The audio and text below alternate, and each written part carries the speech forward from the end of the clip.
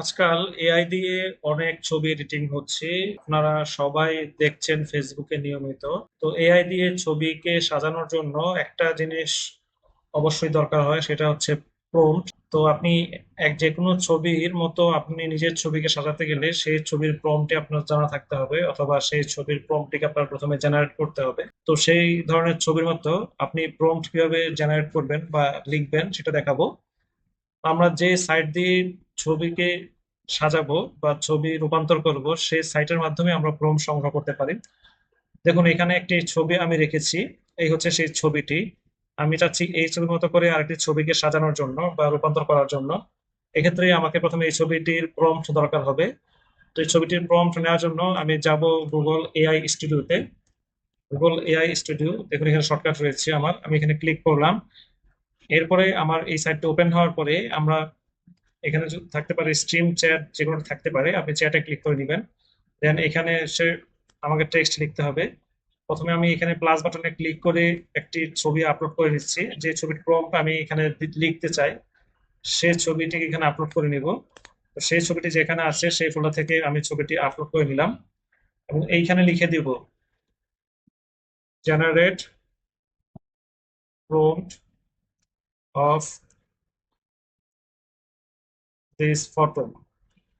লিখে দেওয়ার পরে এখানে জাস্ট রানে ক্লিক করব, অথবা কন্ট্রোল এন্টার প্রেস করলেই আপনাকে এখানে প্রম্পট লিখে দিবে কয়েক সেকেন্ডের মধ্যে।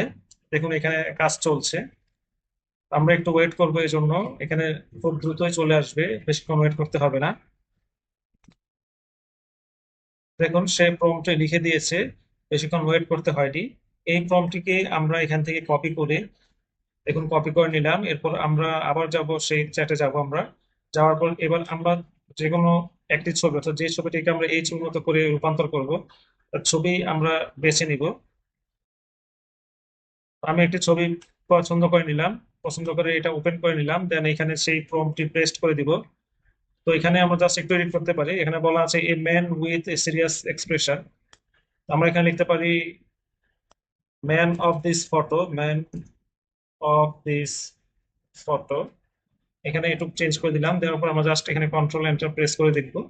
দেখার পর দেখি এখানে কি রেজাল্ট আসে। আমরা চাইলে ছবি রূপান্তর হওয়ার পরেও সেটাতে কারেকশন আনতে পারবো। জাস্ট যেখানে আমরা প্রম্পট লিখবো সেখানে চেঞ্জ করে দিলেই হবে। দেখুন আমাকে এই রেজাল্ট দিয়েছে, এই ছবিটিকে রূপান্তর করে সে এরকম বানিয়ে দিয়েছে। তো আপনারা এখানে ফেসের একটু সামান্য গরমিল দেখা যাচ্ছে। যাই হোক, আপনার প্রম্পট যত স্পষ্ট হবে আপনার ছবিটিও তত সুন্দর হবে। তো এভাবে আপনারা যে কোনো ছবি থেকে প্রম্পট জেনারেট করতে পারেন, এবং জেনারেট করে আপনারা আপনাদের নিজেদের ফটোকে সেই ছবির মতো করে রূপান্তর করতে পারেন।